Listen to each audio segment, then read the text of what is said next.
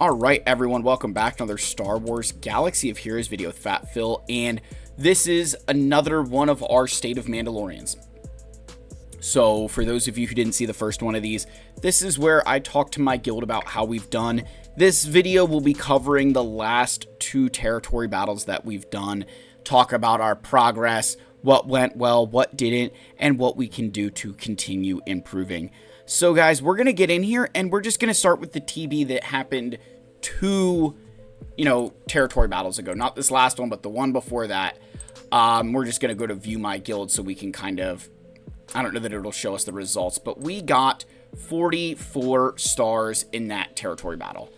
We had a sort of snafu, if you will, on the, deployments in one of our phases, and it cost us 2 stars.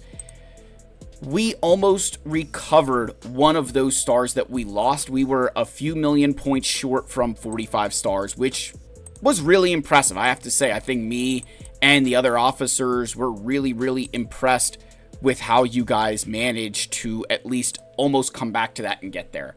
So we really appreciate that. But it gave us a glimpse into what we're going to need to do when we try to shoot for 48 stars, where we need to start one-phasing Dathomir. And as we're getting closer to that, it taught us some things, particularly on the Haven-class medical station. We now understand that we're going to need to fill a few of those operations in order to just be a little bit more successful in combats. We noticed that there were some teams that worked really, really well, and others, looking at, say, Supreme Leader Kylo Ren, who just sucked donkey balls on the Haven without platoons. So, again, guys, we learned a lot. It was a lesson in failure. Even in some of the latter stages, we began to learn some of the things that we felt we'd need to do to adjust. And as always, one of the things that really hurt us that territory battle was late combat missions and late deployments. I want to stress this. We really need to stress this point. As soon as you are done with combat missions, unless you are an officer, you need to be deploying. And if a planet is closed down, just use your brain. Look at which one is further away from the objective that we're eventually going to get. I think everybody knows our territory battle path at this point. Pick and deploy. I don't think we're at a point where you have to wait for an officer to tell you, like, just take a rogue action. I do not think any of us will care, because at the end of the phase, 100% asking is the best thing to do. But if it's the middle of the night, all the officers are asleep, and we have pretty good officer coverage, but there's probably a few hours where there's nobody on, and if you did your stuff and everything is blocked, or it's like, oh, let's wait for this, just go in and do it. Pick the one that's furthest from the target and move on. You guys, I think we're all smart enough to know that. And why that's important is because it saves us in those final hour or two of trying to figure out where we need to deploy, and the math and waiting for people to finish missions. And also what it can do at times is force us to over deploy, and then we lose out on some of those combat missions. So we want to really tighten that up. This last territory battle, from the officer perspective, I actually can't give you as good of an analysis. I was away traveling for work, so I submitted my leave of absence, said, hey guys, I'm going to need to be able to deploy immediately after TB. And, after I did my stuff. And it was weird, because I wasn't around on those final little bits and trying to figure out stuff, but I can tell you from the player perspective that it looked like things went really well. I think we had 1 or 2 late phases with operations, which again, somehow every TB there's something that comes up. This is where, if you have extra resources laying around and you're not sure, it might be worth reaching out and asking, is there something we can do to help? But that is something that we are addressing, and we do take action outside of, maybe you don't see it in the channels, but we are taking action on those things. But this last TB, we did hit 46 stars. We got back to 46, which is a big deal, right? That's a big deal. It's a nice jump, and we're close. The nice thing is that we are close to that, 47 stars, where it's within, we can taste it. Obviously, we have a ways to go. We've got some stuff that we're going to need to do. We've got some things we'll probably need to, just continue to change. But we're getting there. Couple of areas I would like to point out. Number one, the Dark Trooper Moff Gideon team with the Enoch Omicron. This team right here is obviously extremely helpful. One area I want us to get better at. If you have to choose between doing, hey, I can either do 4 combat missions on the Haven class medical station, or I can do 3 combat missions on Haven and do the Dark Trooper Moff Gideon mission on Mandalore, pick the Haven. And I'm going to explain why. We don't need every single mission on Mandalore. We shut down fleets in certain phases. In phase 6 of this last territory battle, I didn't have to do a single combat mission on Mandalore in phase 6, right? I had no combats that final phase because we'd already got the planet to its max point. So if you are picking and choosing between Haven and Mandalore, pick Haven. Because Haven, those points save us the galactic power that we can preload into something else and allow us to preload somewhere else. Like, that saves us down the line.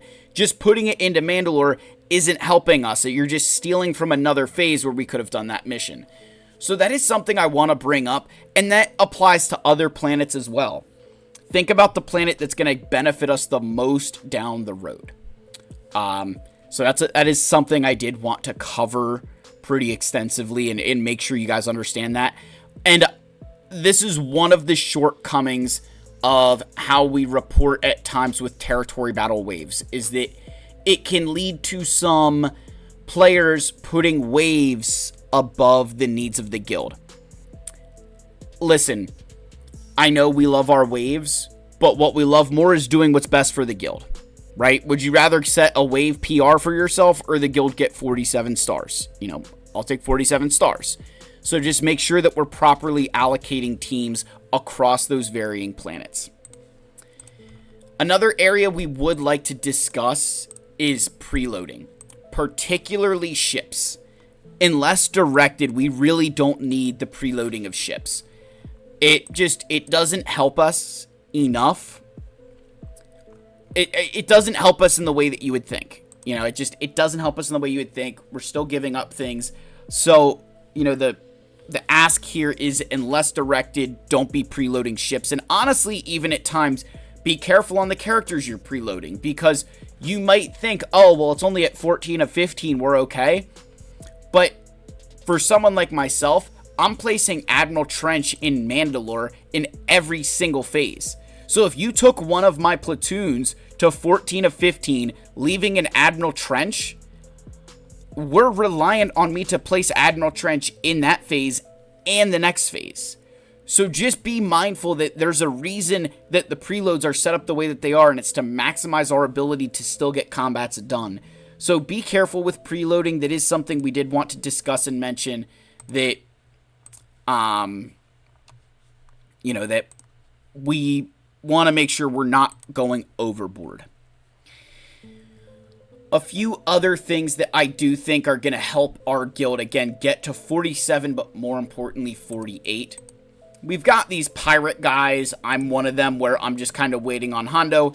I'm planning to bring this team to Relic 9. That, of course, is going to be a big help. And then I'm also planning to continue to work on my Spectre units, and that will get additional combat missions on Vandor as I bring them to Relic 9.